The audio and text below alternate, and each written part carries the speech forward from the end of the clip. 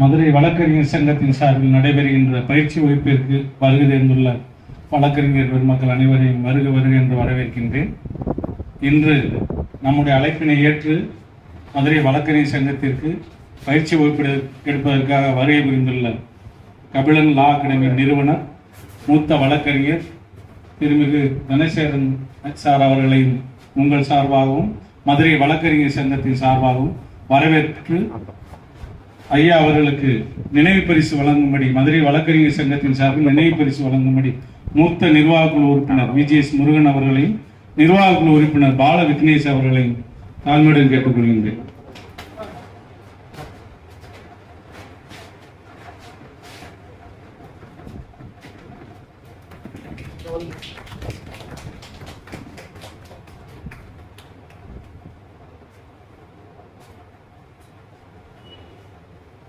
நன்றி.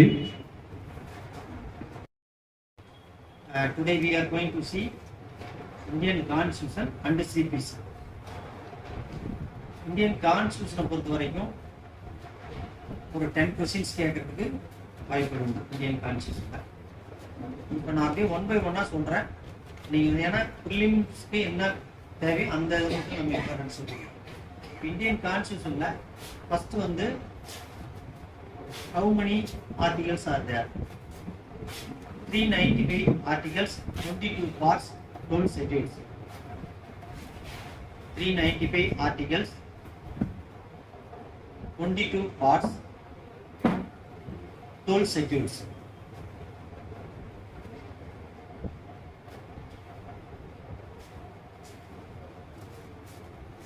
Indian Constitution have been borrowed from various countries in the world. 80% of the constitution have been borrowed from various countries in the world.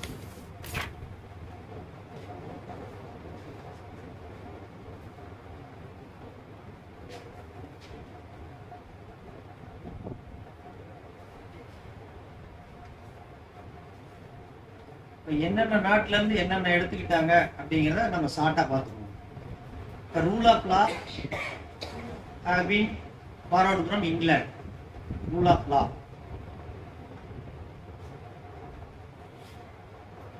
Fundamental rights have been borrowed from America.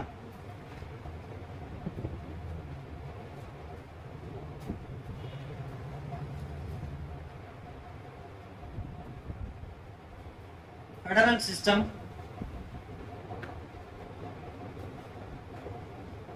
have been borrowed from Canada. அத code வேடா நீங்க வச்சுக்கணும். கூட்டாட்சி அதுல இருக்கிற டா, கனடாவில் இருக்கிற டா, அதை வச்சுக்கிட்டீங்கன்னா உங்களுக்கு வந்து மைண்ட்ல நிற்குது. சவுத் ஆப்பிரிக்கால இருந்து அமெண்ட்மெண்ட்ஸ் SA கேபிட்டல் இருக்கும், அதை அப்படியே அமெண்ட்மெண்ட்ஸா நீங்க மாத்திக்கலாம்.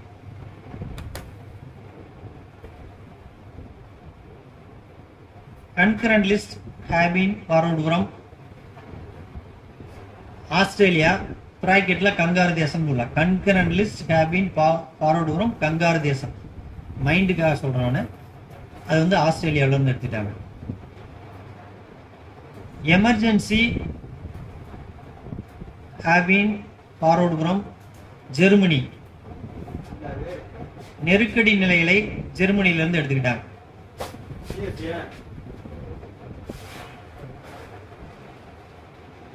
Procedure established by law from Japan. Procedure established by law from Japan.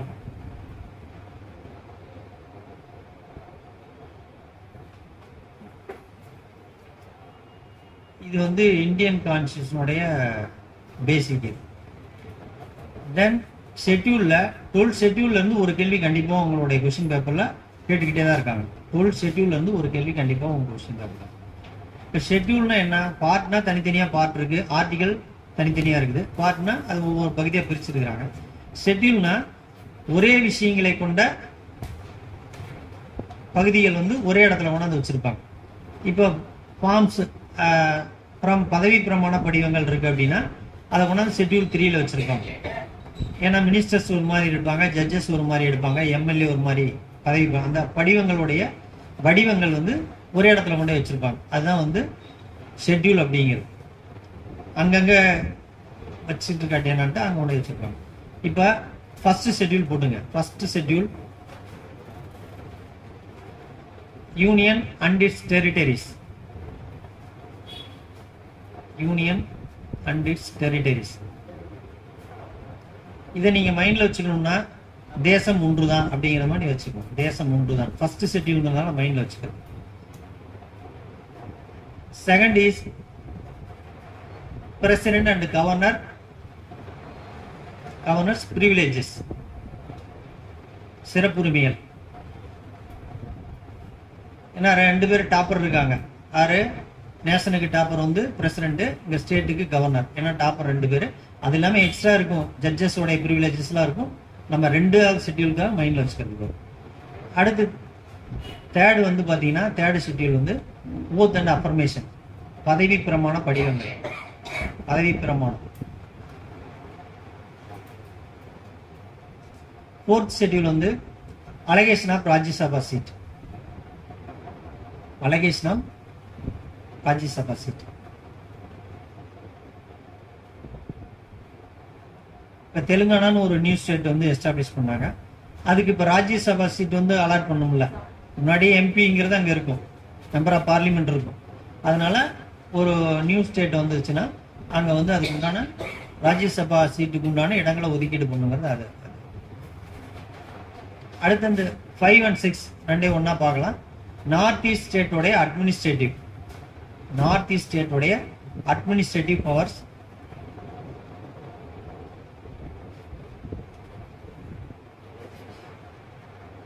SC, ST and tribals.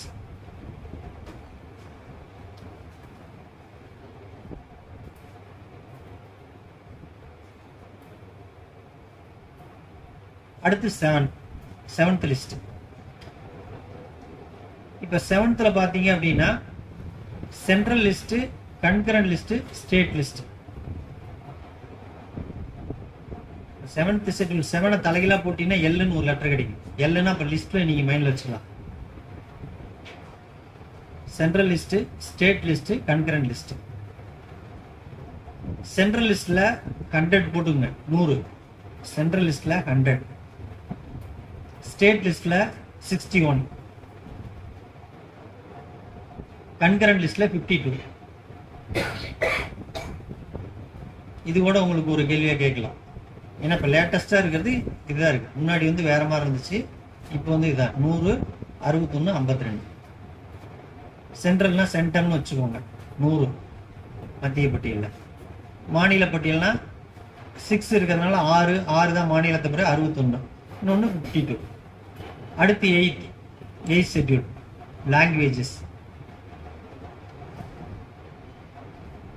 How many approved languages in India? 22, எல்லாத்துக்கும் தெரியும். அசாமி, பெங்காலி, போடோ, டோக்ரி, குஜராத்தி, ஹிந்தி, கன்னடா, காஷ்மீரி, கொங்கணி, மாத்திலி, மணிப்புரி, மராத்தி, நேபாளி, ஒரியா, பஞ்சாபி, சமஸ்கிருதம், சந்தாலி, சிந்தி, தமிழ், தெலுங்கு, உருது. இதுதான் அந்த 22. அந்த அளவுக்கு படிக்கணுங்கிறதில்ல, 22 தெரிஞ்சுங்க. ஆனால் இந்த கேள்வி கேட்குறாங்களா இல்லையோ, இதுக்கிடையில் இன்னொன்று இருக்கு, அதில் 1992 இன் 1992 92nd amendment 92nd அமெண்ட்மெண்ட்ல 2003ல 4 languages included. அது பார்த்தீங்கன்னா வரிசை வருமாங்க, 2, 3, 4 வரும். இது எல்லாமே ஒவ்வொரு கேள்வியாக கேட்கறதுக்கு வாய்ப்புகள் உண்டு. எத்தனாவது அமெண்ட்மெண்ட்னா 92. எந்த வருஷம்னா 2003ல. ஹவு many லாங்குவேஜஸ்னா 4 லாங்குவேஜஸ். என்னென்ன லாங்குவேஜ்னு இப்போ கேள்வி கேட்பாங்க. அதான் இப்போ வந்து நிற்கும் கேள்வி. அதான் Bodo, Dogri, Maithili, Santali. Bodo, Dogri, Maithili, Santali.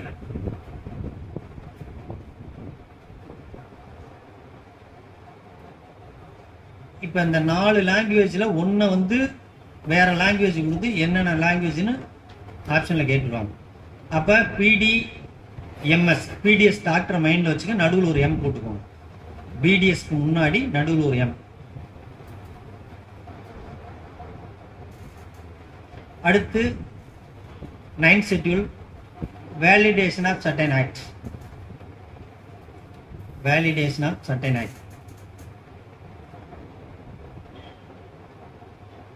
The 9th schedule பார்க்கையில 31B along with article 368. 31B, article 31B and article 368.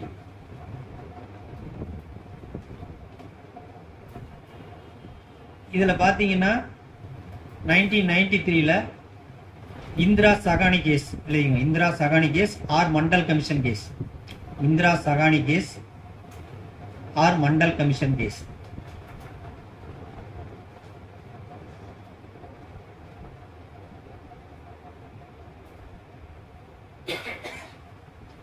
Supreme Court says that should not beyond 50% of the reservation.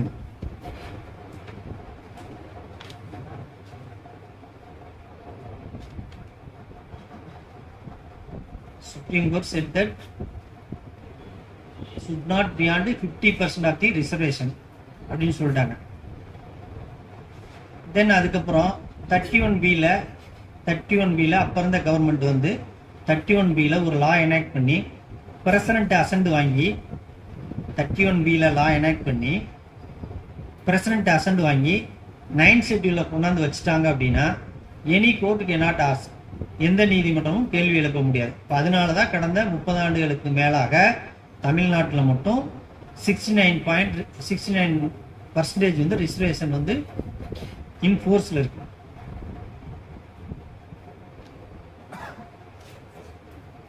அடுத்து 10th schedule ஆன்டி டிஃபெக்ஷன்.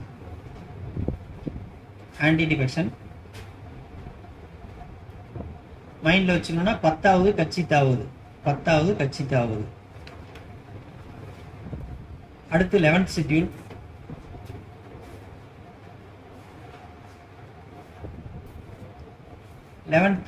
அந்த 11 கீழே அப்படின்னு கோடு போட்டோன்னா பான்னு வருமா, அது அப்படியே பஞ்சாயத்து வளர்ச்சி திட்டங்கள்னு போட்டுங்க, வேற ஒன்றும் இல்லை. பஞ்சாயத்து 11th வந்து 11னா பஞ்சாயத்தை பற்றி சொல்கிறது. அதில் 29 என்ட்ரிஸ் இருக்கும். ட்ரைனேஜ் அந்த மாதிரியான இதெல்லாம் பற்றி நிறையா போட்டிருப்பாங்க. 29 என்ட்ரிஸ், அந்த என்ட்ரிஸ் கூட கேட்கறதுக்கு வாய்ப்பு உண்டு. அடுத்து முனிசிபாலிட்டி 12th schedule வந்து முனிசிபாலிட்டி, அதில் 18 என்ட்ரிஸ் இருக்கு.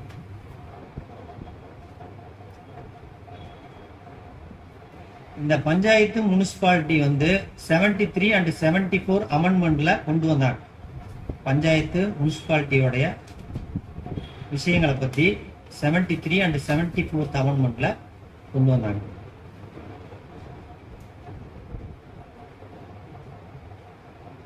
இப்போ எத்தனை ஸ்டேட் இருக்கு, எத்தனை யூனியன் டெரிட்டரி இருக்கு?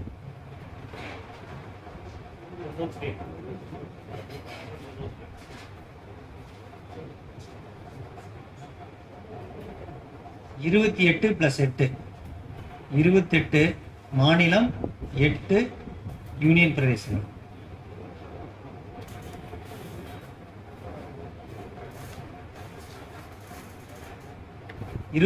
முன்னாடி இருந்தது.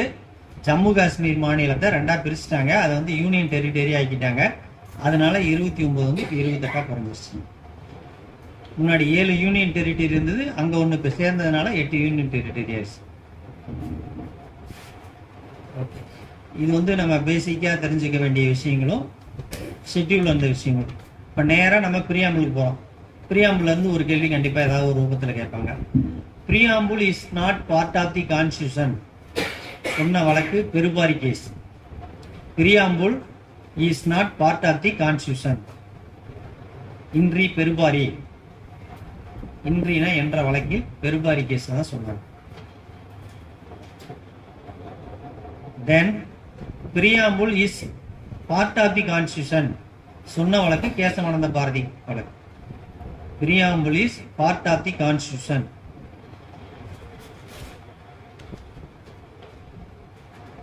இந்தியன் கான்ஸ்டியூஷனோட எசன்ஸ் தான் preamble. ஒரு ஃபாரினர் படிக்கிறாங்கன்னா ஃபுல்லாக படிச்சுட்டு இருக்க முடியாது. இந்த நாட்டோட இது என்னன்னா அதை பார்த்தா preamble பார்த்தாவே டக்குன்னு அவங்க புரிஞ்சுக்குவாங்க இந்த நாட்டோடைய பாலிசி இப்படி தான் இருக்குது அப்படிங்கிறத புரிஞ்சுக்கிறதுக்காக தான் கொடுத்துருக்காங்க. It can be amend, it can be amend, பிரியாம்பல திருத்த முடியும்.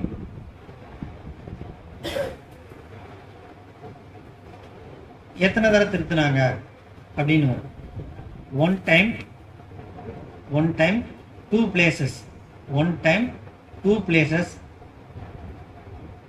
42nd amendment 1976.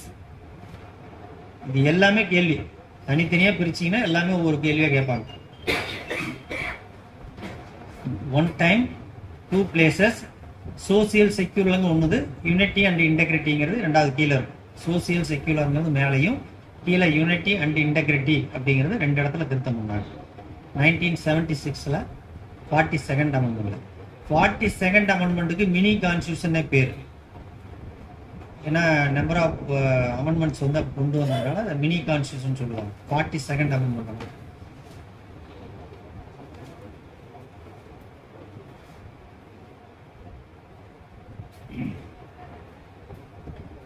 பிரியாம்புளோடைய விஷயங்கள் ஓவர். இப்போ Indian constitution with effect from அப்படின்னா எது? அடாப்ட் ஃப்ரம் 26/11/1949 ஏற்றுக்கொள்ளப்பட்டது. 26/11/1949 adopted with effect from 26/1/1950.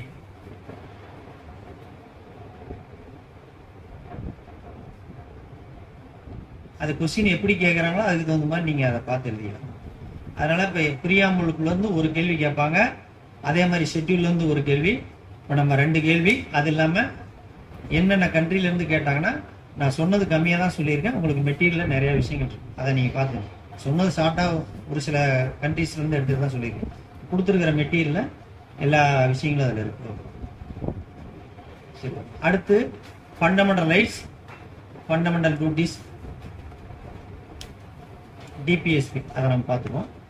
அடுத்து பார்ட் 3ல் பார்ட் 3 போட்டுக்கோங்க. 12 35 வரைக்கும் இருக்குது. 12 35 வரைக்கும் இருக்குது. எஃப்ஆர்னு போட்டுங்க, fundamental rights.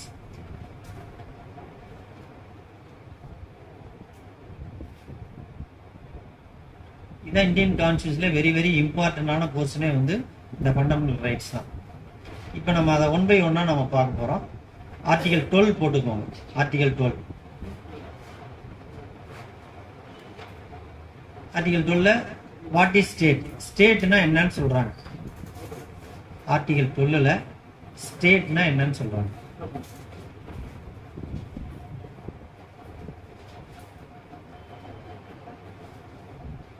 Central government and its enact law, state government and its enact லா.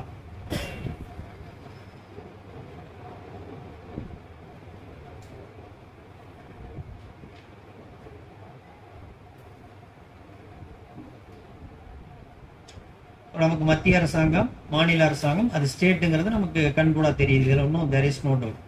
அடுத்து other authorities, third one is local authorities and other authorities. Local authorities and other authorities.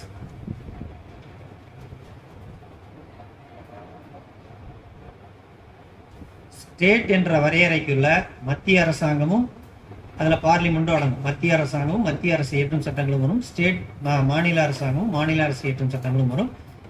இப்போ local authority அப்படிங்கிறது வந்து முனிசிபாலிட்டி, அது கூட வரும். Municipality, panchayat எல்லாமே. இப்போ for example முனிசிபாலிட்டியில் ஒரு ஹவுஸ் டேக்ஸ் வந்து இன்க்ரீஸ் பண்ணுறாங்க அப்படின்னா நம்ம வந்து அதுக்கு உண்டான பணம் கட்டி தானே ஆகணும். இல்லை நீங்கள் சட்டமன்றத்தில் தீர்மானம் நிறைவேற்ற சொல்ல முடியாது. அப்போ ஸ்டேட்டுங்கிற வரையறைக்குள்ள அவங்க வர்றாங்க. அவங்களுக்கு அதிகப்படுத்துறதுக்கு அந்த அதிகாரத்தை கொடுத்துருக்குறாங்க. அப்போ லோக்கல் அத்தாரிட்டி நமக்கு ஸ்டேட்டுன்னு தெரியும். இப்போ எது கொஸ்டின் அப்படின்னா அதர் அத்தாரிட்டிஸ் தான். அதர் அத்தாரிட்டிஸில் எது இருக்கு அப்படின்னு பார்த்தோம்னா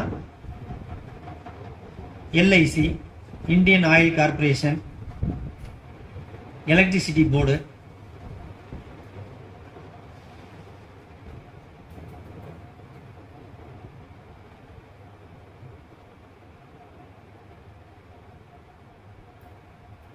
இதெல்லாம் வந்து அதர் அத்தாரிட்டியில் வரும். இப்போ what is difference between the state or not அப்படின்னு ஒரு கேள்வி வந்து சாதாரணமாக நம்ம கேளும். அப்படின்னா கவர்மெண்டோடைய கான்ட்ரிபியூஷன் 1% இருந்ததுன்னா அதுக்கு பேர் ஸ்டேட். கவர்மெண்டோடைய கான்ட்ரிபியூஷனோ இன்வெஸ்ட்மெண்ட்டோ 1% கூட இல்லைன்னா இட்ஸ் நாட் ஏ ஸ்டேட். அவ்வளோதான், சுருக்கமாக புரிஞ்சுக்கணும்னா. அரசாங்கத்துடைய பங்களிப்பு ஏதாவது 1% இருந்தால் கூட அது ஸ்டேட்டுங்கிற வரையறைக்குள்ள ஆட்டோமேட்டிக்கலி இருக்கும். ஆனால் அப்படி இல்லை அப்படின்னா அது ஸ்டேட்டு கிடையாது. அப்போ எது ஸ்டேட்டு கிடையாதுன்னா BCCI is not a state. இந்திய கிரிக்கெட் கட்டுப்பாட்டு வாரியம் இஸ் நாட் ஏ ஸ்டேட். இதை சொன்ன வழக்கு இன்றி G telefilm 2005. G telefilm 2005. BCCI is not a state.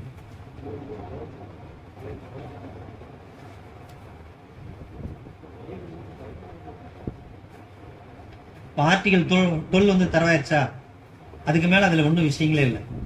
இதை தான் வந்து எங்க சொல்லியிருக்காங்கன்னா பார்ட் 4 ஆரம்பிக்கலையும் இதே தான் சொல்லியிருக்காங்க. 36லயும் இந்த 12ல் என்ன சொல்லியிருக்காங்களோ அதை வந்து அங்கே 36ல் அப்படி சொல்லியிருக்காங்க. வேற ஒன்றும் இல்லை. பார்ட் 4 ஆரம்பிக்கலையும் இந்த விஷயங்களை சொல்லித்தான் ஆரம்பிக்கிறாங்க. டிபிஎஸ்பி ஆரம்பிக்குது. அடுத்து 13ல இருந்து ஒரு கேள்வி கண்டிப்பா கேட்காம இருக்க மாட்டாங்க இந்தியன் கான்ஸ்டியூஷனை பொறுத்த வரைக்கும். ஏன்னா வெரி வெரி இம்பார்ட்டன்ட். இப்போ 13(1) அண்ட் 13(2) இந்த டிஃபரன்சியேஷனை தெரிஞ்சுக்கிட்டீங்கன்னா 13 வந்து ஈஸியாக யூ கேன் ஈஸி அண்டர்ஸ்டாண்ட். 13(1) வந்து ப்ரீ கான்ஸ்டியூஷன் போட்டுக்கோங்க. Pre constitution.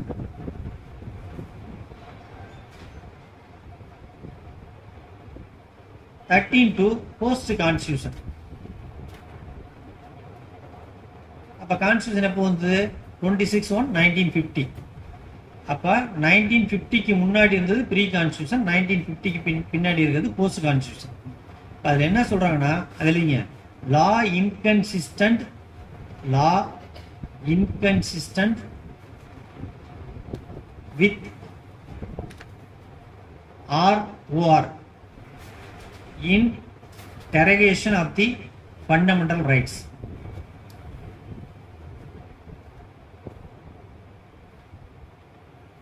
Law inconsistent with or in derogation of the fundamental rights.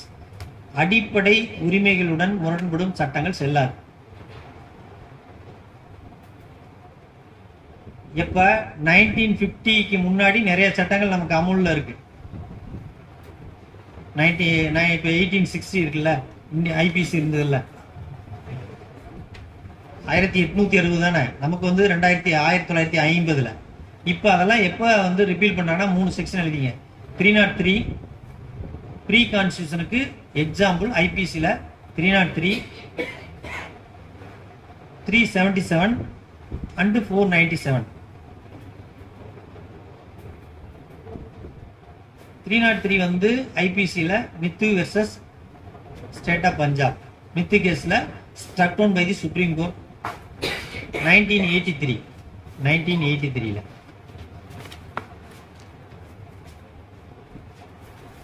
இப்போ லேட்டஸ்ட்டாக உங்களுக்கு தெரியும் ஐபிசி 377 497 ஸ்ட்ரக் டவுன் பண்ணிட்டாங்க. இப்போ எதனால சொல்ல வரோம்னா லா இன்கன்சிஸ்டன்ட் டெரகேஷன் ஆஃப் தி ஃபண்டமெண்டல் சொன்னோம்ல, இப்போதான் இவங்களுக்கு கோர்ட்டு அந்த நாலேஜ் தெரிஞ்சு இப்போதான் அதை ஸ்ட்ரக் டவுன் பண்ணுறாங்க. 83லையும் இப்போ 2020 இந்த 2 செக்ஷனையும். அந்த இதுக்கும் 377க்கு வந்து என்ன கேஸு? கேஸ்லெஸ்.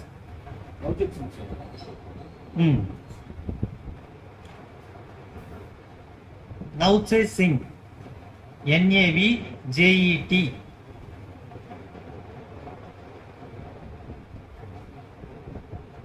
அதில் 100 கேஸ் இருக்குது. நாஸ் ஃபவுண்டேஷன் 100 கேஸ் இருக்கு. அது முன்னாடி கேஸ். அது இதுக்கு சோசப் சைன் 497.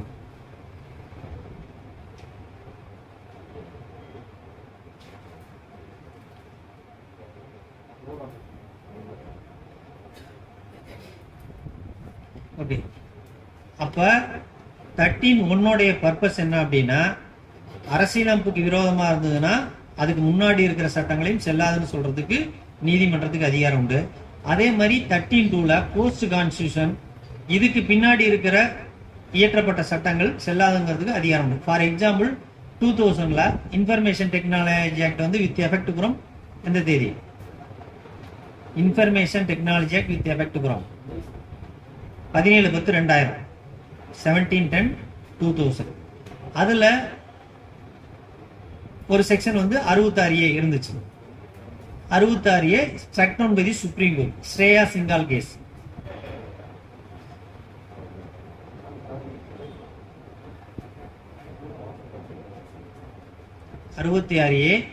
ஸ்ரேயா சிங்கால்ங்கிற கேஸ்ல struck down by the Supreme Court. 13(1) பொறுத்த வரைக்கும் அதுக்கு முன்னாடி இயற்றப்பட்ட சட்டங்கள்ல ஏதாவது அரசியலமைப்புக்கு விரோதமாக இருந்தால் செல்லாதுன்னு அறிவிக்கலாம். 13(2)லையும் அறிவிக்கலாம். இல்லை அப்போ இல்லை 2-3 கேஸ் லாஸ் வந்து ஃபேமஸ் கேஸ் லாஸ் இருக்கு, அது எழுதிங்க. இதில் கோலக்நாத் கேஸு,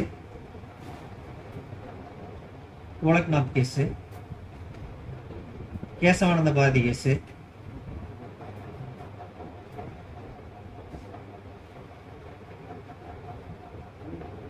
கோலக்நாத் கேஸ்ல அடிப்படை உரிமைகளுடன் முரண்படும் சட்டங்கள் செல்லாதுன்னு சொல்லிட்டாங்க. கோலக்நாத் கேஸ்ல. கேசவானந்த பாரதி கேஸ்ல அடிப்படை அம்சங்களுடன் முரண்படும் சட்டங்கள் செல்லாதுட்டாங்க. அப்ப அடிப்படை உரிமைங்கிறது வந்து டிஃபைன்டு, அடிப்படை அம்சங்கிறது வந்து நாட் டிஃபைன்டு. அதை கோர்ட் பார்த்து டிசைட் பண்ணி.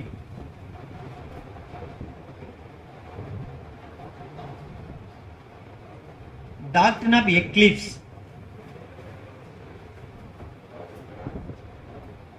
டாக்டரின் ஆஃப் எக்லிப்ஸ் அப்படின்னா எக்லிப்ஸ்னா கிரகண கோட்பாடு. இப்ப ஒரு சட்டத்தில் ஒரு சட்டப்பிரிவை கிரகணம் பிடிச்ச மாதிரி இருந்துச்சு, அந்த சட்டப்பிரிவை நீக்கிட்டு அந்த சட்டம் முழு சட்டம் செல்லும்ல. ஐபிசியில எது அகைன்ஸ்டா இருந்துச்சு? 3 சட்டப்பிரிவில் அகைன்ஸ்டா இருந்துச்சு, அதை நீக்கிட்டாங்க. அதே மாதிரி இன்ஃபர்மேஷன் டெக்னாலஜி ஆக்ட்ல 66A மட்டும் கிரகணம் பிடிச்ச மாதிரி இருந்து அதை நீக்கிட்டாங்க. அப்போ மற்ற சட்டப்பிரிவுகள்லாம் செல்லும்னு அர்த்தம். அப்போ டாக்டரின் of Eclipse. பிக்காஜி,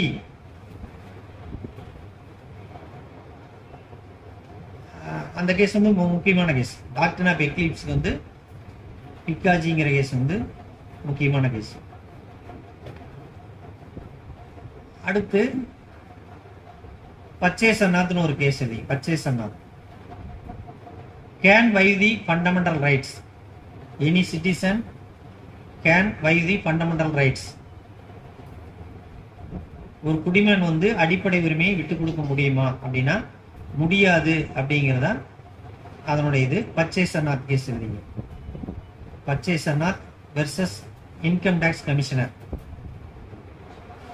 பச்சேசன்னாத் versus income tax commissioner.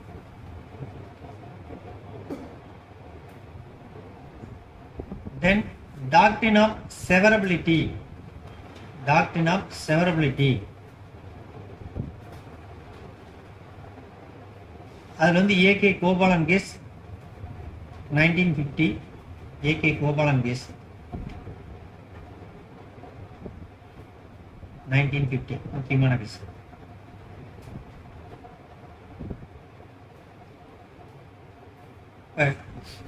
AK Gopalan கேஸ்ல என்ன சொன்னாங்க அப்படின்னா, பார்ட் 3ல இருக்கிற ஒவ்வொரு ஆர்டிகளும் செப்பரேட்டட் அப்படின்னு சொல்லி ஒரு கன்க்ளூஷனுக்கு வர்றாங்க. மேனகா காந்தி கேஸ்ல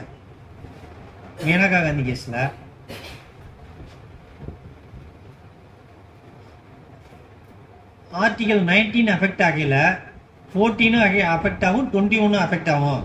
அப்போ ஒரு சில ஆர்டிகல் வந்து ஒன்னோடு ஒன்று தொடர்புடையது, நாட் செப்பரேட்டடு அப்படின்னு சொல்லி ரிலவன்ஸ் இருக்கு அப்படின்னு சொன்னதான் மேனகா காந்தி கேஸ். அப்போ ஆர்டிகல் 14, 19, 21 மூணுமே பார்த்தா 21ல பிரச்சனைனா அது 19ஐயும் பாதிக்கும், 19ல பிரச்சனைனா அது 14ஐயும் பாதிக்கும் அப்படிங்கிறத மேனகா காந்தியோட கேஸ்ல எடுத்து முடியும். அப்ப ஏகே கோபாலன் கேஸ்க்கும் மேனகா காந்தி கேஸ்க்கும் அதான் டிஃபரன்ஸ். அப்ப doctrine of eclipse, doctrine of severability, then doctrine of waiver, இந்த 3 ஆஸ்பெக்ட்ல இருந்து ஏதாவது ஒரு கேள்வி எடுப்பாங்க. அப்போ 13 பொறுத்த வரைக்கும் 13(1 and 2) தான் இப்போ பார்த்துருக்கோம். 13(3)ல லா includes, 13(3)ல law includes ordinance, order, rules, notification, customs, rights.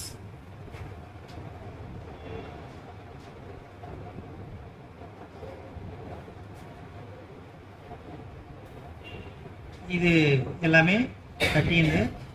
லா இன் ஃபோர்ஸுங்கிறது 13(3)லேயே இருக்கும். லான்னா என்னங்கிற விஷயமும் இருக்கும், லா இன் ஃபோர்ஸ்னு இருக்கும்.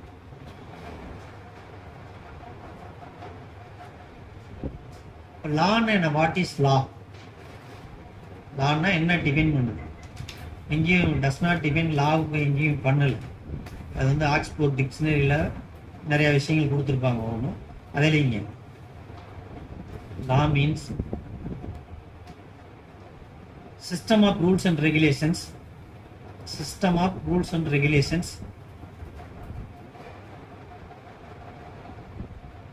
which are govern the social institution.